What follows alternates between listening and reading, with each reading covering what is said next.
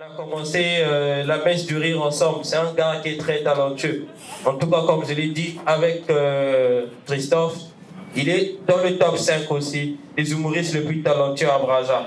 Ça, en tout cas, c'est un frère, c'est, on peut dire, un combattant du micro. Ça se dit, non?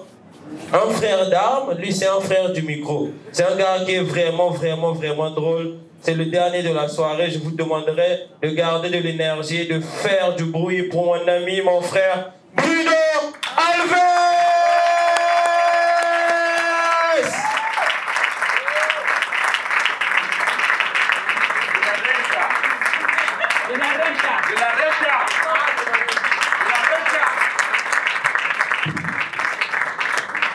Déjà, je ne peux pas commencer ma prestation sans arranger les choses. Il y a une anomalie. Il y a un supporter du FC Dolisie qui était là, qui a raconté des choses. Et je sais que ça fait mal au Madrid. Merci. Donc, retenez une chose. Aucun supporter du Real ne peut aller en enfer. Amen. Ça, c'est trop clair. Pourquoi? Notre cœur est blanc. C'est-à-dire, nous-mêmes, en enfer, on peut nous chasser. Même si tu es supporter du Real, tu as péché, je ne sais pas comment. Tu arrives en enfer, le diable est comme non, pas lui. Il est trop blanc. Va. Par contre, ceux qui sont rouges comme les piquets là. Alors, on m'a dit qu'il y avait un gars qui partageait l'argent. Je sors comme ça, il est parti. Alors que c'est là où je commence à remettre en question ma vie de prière. Comment c'est possible? Juste au moment où moi j'arrive. Bon, est-ce qu'il n'y a pas quelqu'un d'autre qui peut prendre sa place? Non, mais entre nous soit dit, c'est que les choses avancent quand même au pays. Regardez, les humoristes font maintenant des spectacles à 360 degrés. Ce podium-là, où le public nous entoure comme ça. Le problème, c'est qu'ils ne se sont pas bien renseignés. Quand on fait le 360 degrés, on s'arrange à ce qu'il y ait des écrans. Comme ça, quand l'artiste tourne le dos, ceux à qui il tourne le dos regardent le visage sur l'écran. Parce que là, quand je tourne le dos, c'est lui qui est derrière. Il regarde quoi? C'est ça. Parce qu'il ne peut pas être concentré sur tout le corps. Il y aura forcément un moment, il va regarder. Bruno, voilà, le meilleur. On a déjà fait un truc comme ça à Pointe-Noire. Tu sais ce qui est bizarre, c'est que quand vous faites un spectacle à 360 degrés, à la fin, les remarques ne sont pas les mêmes. Quand vous faites un spectacle normal, à la fin, c'est toujours « Ah, j'ai aimé la vanne que tu as mis. » Quand vous faites un spectacle comme ça, à la fin, il y a toujours quelqu'un qui... Puis on a un slip. Non, parce que moi, on se met internet. Oui. Non, mais en vrai, on est en train d'évoluer quand même. L'humour évolue au Congo. La preuve, on est, malgré la menace de la pluie, vous êtes quand même venus. Et rien que pour ça, applaudissez pour vous. L'humour évolue et les humoristes évoluent ici. Et je me rends compte que dans la vie, Dieu ne donne rien cadeau. Avec Dieu, c'est toujours qui perd gagne. C'est-à-dire, plus tu avances dans ta carrière, tu gagnes des choses, tu perds aussi des choses. Par exemple, aujourd'hui, on est un peu reconnu, on gagne pas mal de choses, la reconnaissance, la valeur, du respect, mais on perd aussi beaucoup de choses. Les petits plaisirs du quotidien. Par exemple, moi aujourd'hui, je peux plus acheter le pain avec le saucisson et puis ouvrir pour voir si le saucisson est bien placé. Je peux plus. Tu vois, tu connais ce plaisir-là, mon frère. Et il y a aussi un truc que j'ai fait cette année, c'est que j'ai recommencé de partir en boîte de nuit. Souvent, je pars là-bas pour négocier les contrats et tout ça. C'est pas pour ce que vous pensez. D'ailleurs, de toutes les façons, c'est mon sketch. Même si je vous dis que je pars en boîte pour soigner les gens. Toi, tu es qui? Yo, Anani Namboko. Mais comment? Non, mais tu sais, quand tu vas en boîte, il y a des gens qui partent en boîte ici. De toutes les façons, on ne va pas vous tuer. Ceux qui vont en boîte, essayez d'applaudir, je veux voir. Voilà. Tu pars en boîte. Ça t'est déjà arrivé de draguer en boîte? dis seulement la vérité. Non, moi je suis impressionné par les gars qui arrivent à draguer en boîte. Je ne parle pas de celui qui fait signe à la fille pour qu'on aille discuter dehors. Je parle de celui qui drague la fille dans la boîte, là où il y a les baffes. Tu vois à quel point il faut être fort. Parce qu'en vrai, quand tu dragues en boîte, c'est pas une discussion. C'est une dispute. Parce que comment on se parle? Bonsoir! Tu t'appelles comment? Natacha! Alors, est-ce que... Oh, non, quand même. C'est franchement. Et le truc le plus fou, c'est qu'il y aura un moment, tu dois être très proche de la personne. Tu vois le niveau de confiance qu'il faut avoir en son haleine. Non, mon frère, là, il faut être sûr de toi.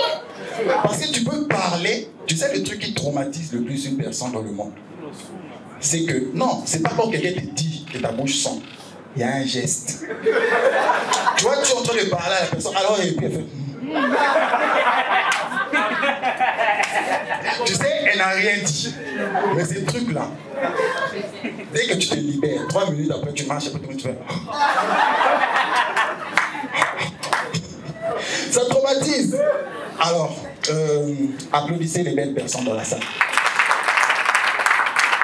Attendez, je répète. Applaudissez les belles personnes dans la salle. On est d'accord? Là, il y a eu un malaise. Vous avez senti qu'on a perdu certaines personnes en chemin. Vous avez vu, non? Au fait, là, quand j'ai dit ça, il y a des gens dans la salle qui ont applaudi parce qu'ils reconnaissent réellement que ce sont des belles personnes. C'est-à-dire, il a confiance en lui. Il sait, je suis belle, je suis beau. Et puis, il y a certaines personnes qui ont applaudi parce qu'il s'est dit, si j'applaudis pas, on va se dire que je ne suis pas belle. Donc j'applaudis. Oh non, on voit. On sait qui est qui. Et puis il y a certaines personnes qui ont applaudi aussi parce qu'ils ne savent pas trop. Est-ce que je suis ou je ne suis pas? Et comme ça, dans le doute, mon Big Baba décide.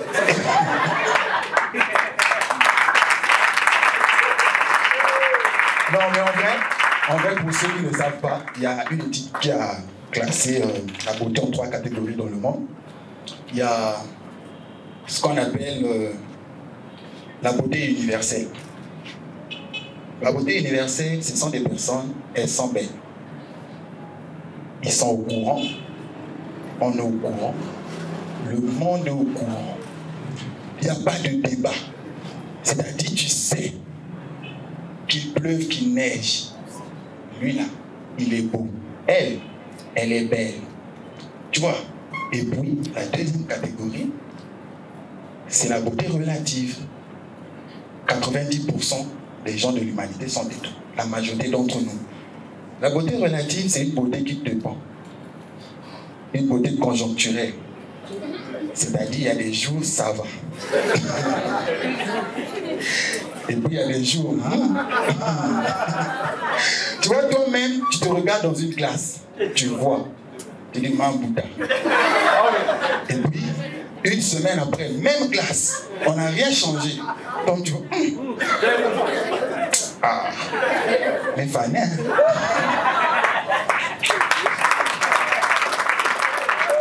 Et il y a la troisième catégorie.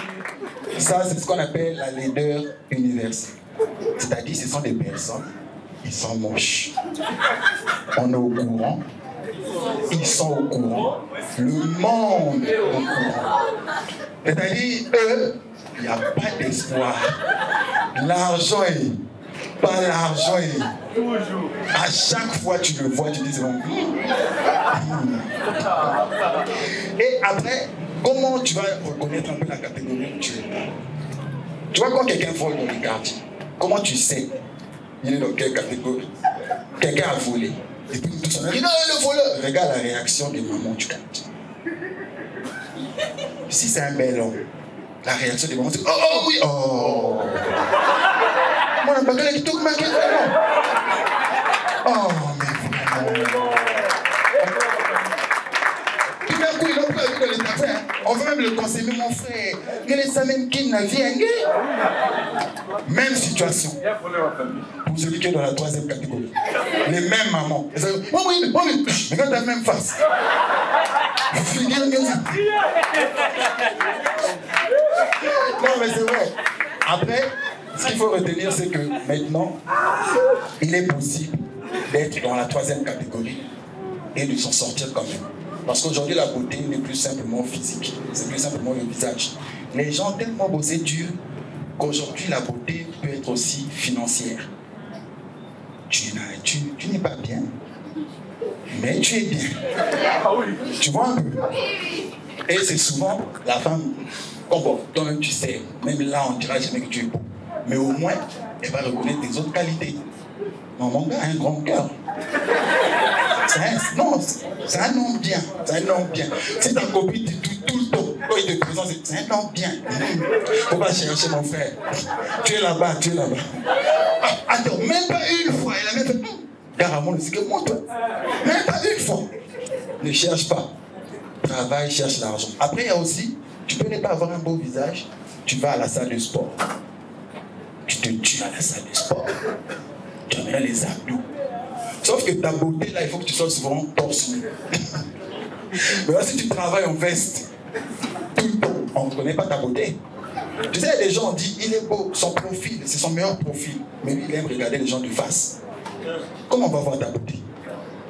Alors, je vais finir par là parce qu'on n'a pas assez de temps. J'étais récemment à Pointe-Noire et à chaque fois que je vais sur Pointe-Noire, je suis toujours content de revoir la famille. Et j'ai revu une de mes cousines, Nyangi, elle s'appelle. Et ça m'a rappelé pas mal d'histoires sur elle. Nyangi, en 2004, elle quitte Titanzi, qui est mon village. Elle arrive à Pointe-Noire. Et c'était des gens, des filles belles et tout ça, mais villageoises. Tu vois, elle a des formes et tout, mais elle est vraiment villageoise. On l'emmène à la citronnelle. Il y a des gens qui connaissent la citronnelle? On arrive manger à la citronnelle. Et il y a une de nos cousines qui achète la pomme verte. Et elle veut manger devant Nyangi. Et Nyangi pète un câble. Elle dit, oui, il y a ça là. Mais non, je veux manger. Mais il y a des gens qui m'en consomment qui n'a pas ça. Mais il y a des gens qui m'en consomment. Et là, on lui fait comprendre, non, ça se mange comme ça. Elle dit, oh, mais c'est que bien la ville, bien la village.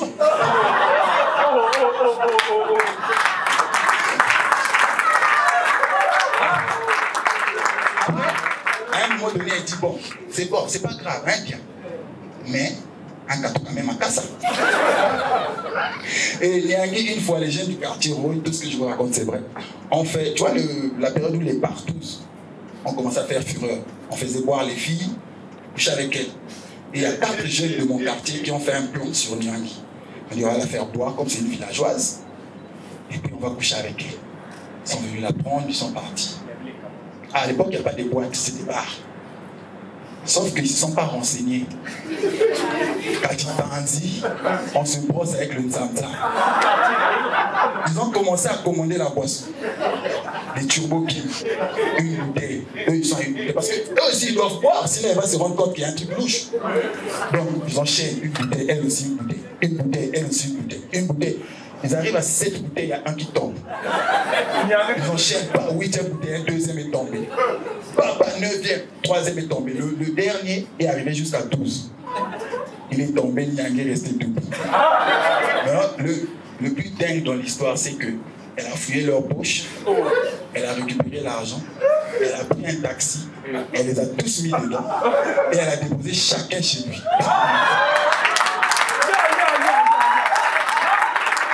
Nyangi!